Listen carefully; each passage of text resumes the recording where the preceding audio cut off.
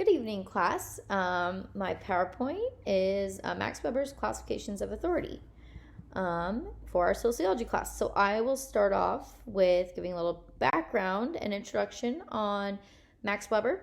He was a German sociologist and political economist.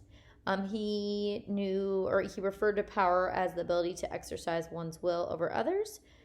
He also believed the sources of power in political systems consist of force, influence, and authority. So basically, the three classifications, the three main ones that Weber classified were traditional authority, rational legal authority, and charismatic authority. So the first one, traditional authority. This type of authority is a power based on long-standing customs, beliefs, and practices of a society. The ability to rule is essentially passed on typically through hereditary. Followers adhere to the leaders, and some examples of this include a monarchy, patriarchy, feudalism, and religion. Next up, rational legal authority. So this is a form of government based on established rules, laws, and procedures. Power is given to people elected by voters. Decisions are determined based on laws and regulations. It's typically used in modern democratic countries like the United States here in our nation, and also Germany. Examples of rational legal authority include officials elected by voters, policies written in formal document, and rules in constitution. So this is the one that this authority is the one that we are probably most familiar with because this is how our country is run.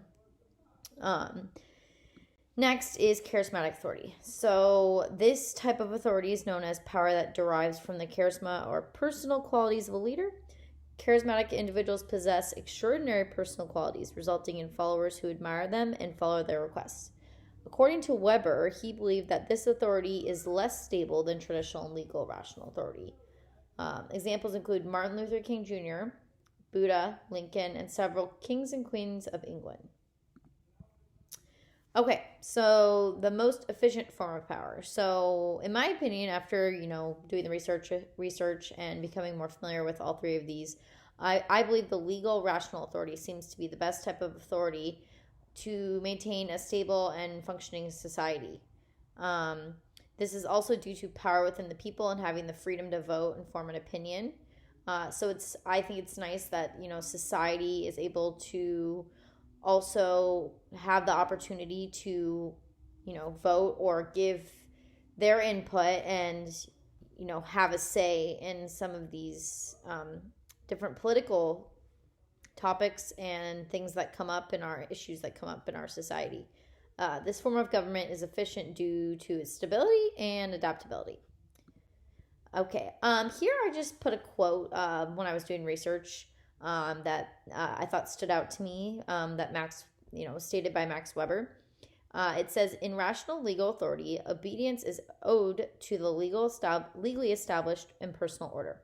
It extends to the persons exercising the authority of office under it only by virtue of the formal legality of their commands and only within the scope of authority of the office. That's a quote that I wanted to put in this PowerPoint. I thought it was important. And lastly, we have our conclusion. So basically, understanding the three types of authority helps helps us reflect and analyze and look into further how they differ throughout various types of governance and leadership.